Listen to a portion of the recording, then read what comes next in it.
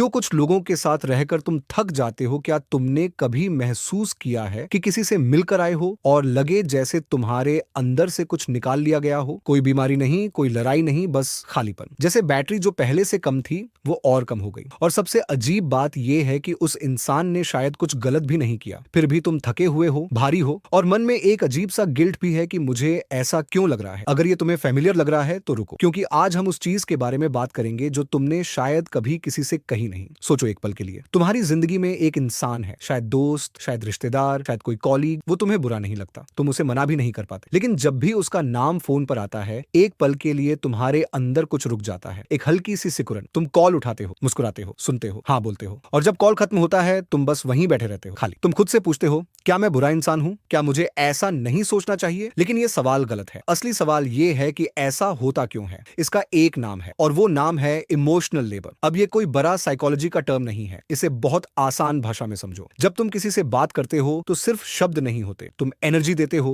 तुम अटेंशन देते हो, तुम अपनी फीलिंग्स को मैनेज करते हो, उनकी फीलिंग्स को संभालते हो और एक साथ ये भी देखते रहते हो कि दूसरा इंसान कैसा महसूस कर रहा है। ये सब काम है, इनविजिबल काम, जो दिखता नहीं लेकिन थकाता है। और कुछ लोगों के साथ ये काम बहुत ज्यादा होता है। क्यों? क्योंकि कुछ लोग बिना जाने बिना समझे तुम्हारी इमोशनल कैपेसिटी को एक तरफा इस्तेमाल करते हैं। वो शेयर करते हैं, तुम एब्जॉर्ब करते हो, वो बोलते हैं, तुम सुनते हो, वो प्रॉब्लम लाते हैं, तुम सॉल्यूशन ढूंढते हो, और इस पूरे एक्सचेंज में वो शायद हल्के हो जाते हैं और तुम भारी। एक पल रुको और सोचो, क्या ऐसा कोई है तुम्हारी जिंदगी में? लेकिन यहाँ एक और लेयर है जो और गहरी है। कभी कभी ये थकान सिर्फ इसलिए नहीं होती कि दूसरा इंसान ज्यादा लेता है, कभी कभी ये इसलिए होती है क्योंकि तुम खुद को रोकते हो। तुम वो नहीं बोलते जो सच में बोलना चाहते हो, तुम वो फील नहीं करने देते जो एक्चुअली फील हो रहा है। तुम एक मास्क पहनते हो, एक वर्जन ऑफ योरसेल्फ जो कंफर्टेबल है उस इंसान के लिए, और ये मास्क पहनना ये सबसे ज्यादा थकाता है। साइकोलॉजिस्ट्स इसे कहते हैं सेल्फ मॉनिटरिंग। जब तुम किसी के सामने हर मोमेंट ये सोच रहे होते हो कि मैं कैसा दिख रहा हूं, क्या बोलूं, क्या ना बोलूं, तो तुम्हारा दिमाग डबल शिफ्ट में काम कर रहा होता है। एक शिफ्ट वो कन्वर्सेशन और दूसरी शिफ्ट खुद को कंट्रोल करना। और इसीलिए घर आकर तुम बस लेट जाना चाहते हो, बिना कुछ बोले, बिना कुछ सोचे। अब बात करते हैं उन लोगों की जो ड्रेन करते हैं, और यहां ध्यान से सुनो क्योंकि ये वो बात है जो ज्यादातर लोग नहीं बताते। इनमें से कुछ लोग टॉक्सिक नहीं होते, वो बुरे नहीं होते, वो मैनिपुलेटिव नहीं होते, वो बस अनअवेयर होते हैं। एक एग्जांपल लो, तुम्हारा एक दोस्त है जो हर बात को अपने ऊपर ले लेता है। तुम कहो, मुझे आज बुरा लग रहा है, वो कहेगा, हाँ यार मुझे भी, मेरे साथ तो और बुरा हुआ। और अचानक कॉन्वर्सेशन तुम्हारे बारे में नहीं रहती, वो उनके बारे में हो जाती है। तुम नोटिस करते हो लेकिन कुछ नहीं बोलते क्योंकि तुम अच्छे दोस्त हो। या एक और एग्जांपल, एक फैमिली मेंबर है जिनके पास हमेशा प्रॉब्लम्स हैं और हर बार जब तुम उनसे बात करते हो कॉन्वर्सेशन प्रॉब्लम्स के इर्द गिर्द घूमती है। तुम समाधान देते हो, वो अगली बार फिर आते हैं नई प्रॉब्लम के साथ। कभी सॉल्यूशन इंप्लीमेंट नहीं होते, कभी सिचुएशन बेहतर नहीं होती। तुम थक जाते हो लेकिन छोड़ नहीं पाते क्योंकि तुम केयर करते हो, और यही तुम्हारी सबसे बड़ी स्ट्रेंथ है और कभी कभी सबसे बड़ी कमजोरी भी। यहाँ वो बात है जो शायद तुम्हें थोड़ा अनकंफर्टेबल करे। तुम इतना क्यों एब्जॉर्ब करते हो, इतना क्यों देते हो, इतनी आसानी से बाउंड्रीज क्यों नहीं बना पाते? इसका जवाब अक्सर बहुत पुराना होता है। बहुत से लोग जो इमोशनली सेंसिटिव होते हैं, जो दूसरों की फीलिंग्स को बहुत जल्दी महसूस कर लेते हैं, उन्होंने कहीं ना कहीं ये सीखा होता है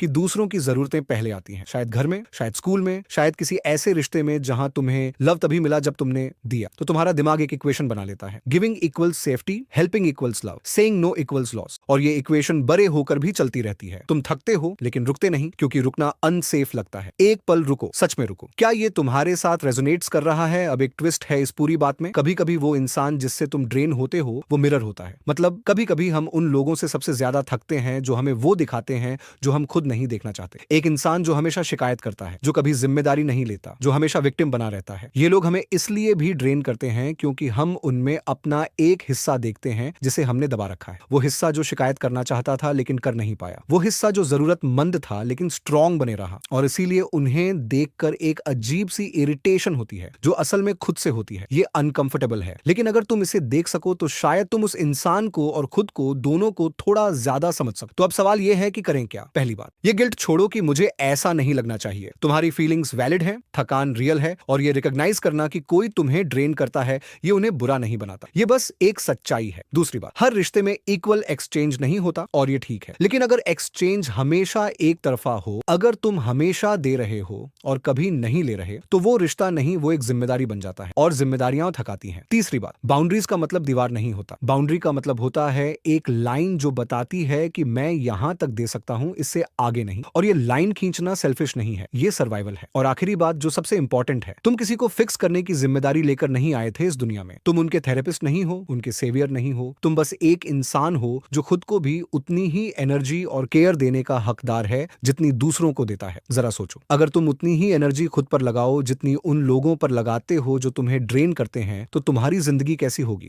ये सवाल लॉजिकल नहीं है, सच में सोचो, क्योंकि तुम्हारी एनर्जी, तुम्हारा अटेंशन, तुम्हारा समय, ये सब लिमिटेड है। और जो लोग इन्हें वैल्यू नहीं करते, उन्हें ये सब देते रहना, ये तुम्हारी जेनरोसिटी नहीं है, ये एक पुरानी आदत है जो तुमने शायद बहुत पहले सीखी थी, जब तुम्हें लगा था कि देना ही तुम्हारी वर्थ है। लेकिन तुम्हारी वर्थ इससे बहुत ज्यादा है। तुम तब भी वैल्यूएबल हो जब तुम नो बोलते हो। तुम तब भी गुड इंसान हो जब तुम किसी की प्रॉब्लम सॉल्व नहीं करते। तुम तब भी डिजर्व करते हो प्यार जब तुम सिर्फ एग्जिस्ट कर रहे हो, बिना कुछ किए, बिना कुछ दिए। और जो लोग ये नहीं समझ पाते, उनके लिए तुम्हें खुद को खाली नहीं करना है। थकान एक सिग्नल है, बॉडी का नहीं, सोल का। वो कह रही है रुको, देखो कुछ यहाँ बैलेंस्ड नहीं है। सुनो उस सिग्नल को, उसे इग्नोर मत करो, उसे गिल्ट में दबाओ मत। क्योंकि जो लोग सबको देते रहते हैं, वो एक दिन इतने खाली हो जाते हैं कि खुद को भी नहीं दे पाते। और तुम उस दिन के लायक नहीं हो। तुम उस वर्जन के लायक हो जो भरा हुआ हो, जो हल्का हो, जो सच में प्रेजेंट हो, न सिर्फ फिजिकली बल्कि अंदर से भी। वो वर्जन पॉसिबल है, लेकिन उसके लिए तुम्हें पहले खुद को चूज करना होगा, आज, इसी पल से। तो कमेंट में बताएं कि आपने भी ऐसा कभी महसूस किया है। अगर किया है तो इस वीडियो को देखने के बाद अब क्या करने वाले हैं? वीडियो को लाइक करें, चैनल को सब्सक्राइब करें। मिलता है अगली कहानी में। धन्यवाद।